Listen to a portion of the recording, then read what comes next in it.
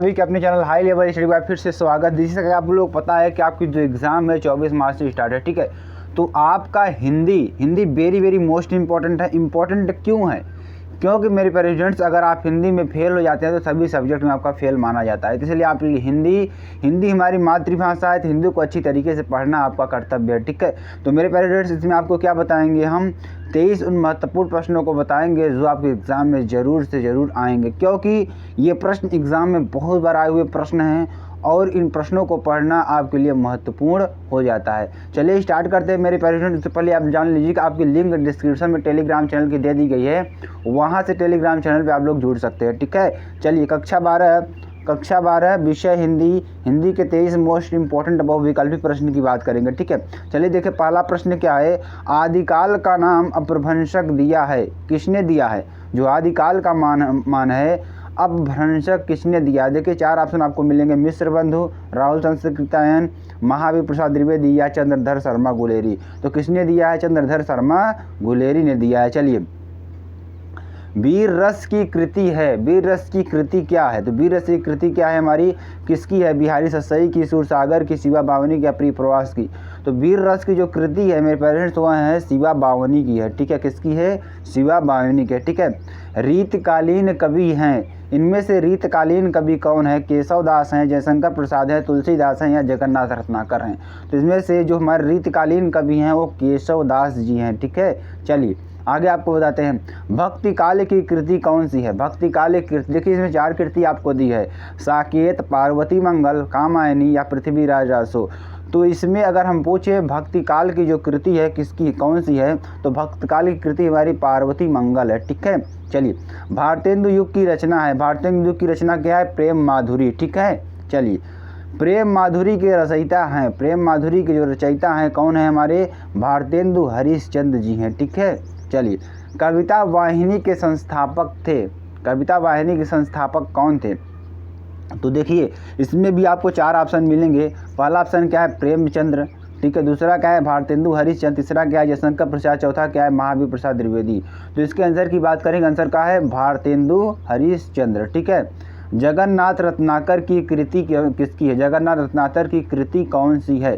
प्रेम मालिका है, उद्धव शतक है, रस कलश है या अनामिका है? तो इसके आंसर की बात करेंगे, आंसर क्या हो जाएगा इसका? उद्धव शतक जो है जगन्नाथ रत्नाकर की कृति है। परिजात किस कवि के गीतों का संकलन है? जो परिजात है मेरे पेरेंट्स, वह किस कवि के गीतों का संकलन है? जो परिजात है मेरे पेरेंट्स, वह अयोध्या सिंह हरिओद का संकलन है, ठीक है। चलिए अगला प्रश्न देखिए क्या है। अयोध्या सिंह उपाध्याय हरिओद की रचना कौन सी है? इसमें से रस कलश है, युगांतर है, ग्राम्य है या हुंकार है? तो कौन सी है रचना? रस कलश, रस कलश अयोध्या सिंह हरिओद की रचना है, ठीक है।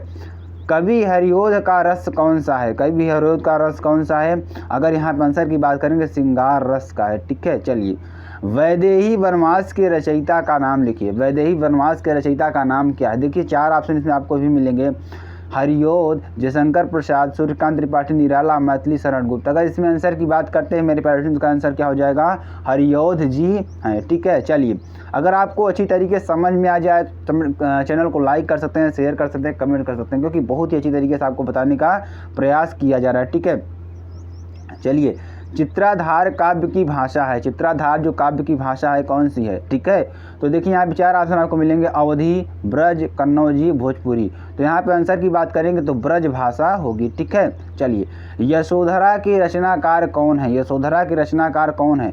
ये देखिए 4 ऑप्शन आपको इसमें मिलेंगे, हरिओद, मैथिली शरण गुप्त, रामधारी सिंह दिनकर, जयशंकर प्रसाद। तो इसका आंसर की बात करेंगे, आंसर क्या हो जाएगा? मैथिली शरण गुप्त जी हैं, ठीक है। चलिए, निम्न में से कौन मैथिली शरण गुप्त की एक अनुदित रचना है? इसमें कौन सी ऐसी रचना है जो मैथिली शरण की गुप्त की एक अनुदित रचना है? तो यहाँ पे देखिए इनकी कौन सी रचना है? मेघना वध जो है इनकी क्या है? गुप्त एक अनुदित रचना है, ठीक है।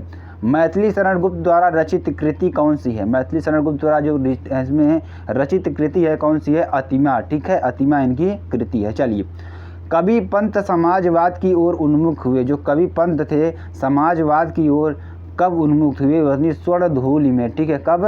स्वर्णधूलि में, ठीक है। खड़ी बोली का प्रथम महाकाव्य, खड़ी बोली का जो प्रथम महाकाव्य है वह कौन सा है? वह है प्रिय प्रवास, ठीक है। सुमित्रा नंदन पंत की रचना है नहीं है। इसमें से कौन सी रचना है जो सुमित्रा नंदन पंत की रचना नहीं है? देखिए 4 ऑप्शन आपको मिलेंगे, उच्छ्वास, ग्राम्या, उत्तरा या अरिमा। तो इसके आंसर की बात करेंगे, आंसर क्या हो जाएगा? अरिमा हो जाएगा। ठीक है। झरना के रचयिता हैं, झरना के रचयिता कौन है? हमारे जयशंकर प्रसाद। ठीक है, आपको मालूम होगा। झरना की रचना हुई, झरना की रचना कौन सी युग में हुई? देखिए 4 ऑप्शन आपको मिलेंगे, प्रगतिवादी युग, द्विवेदी युग, छायावादी युग या छायोत्तर युग।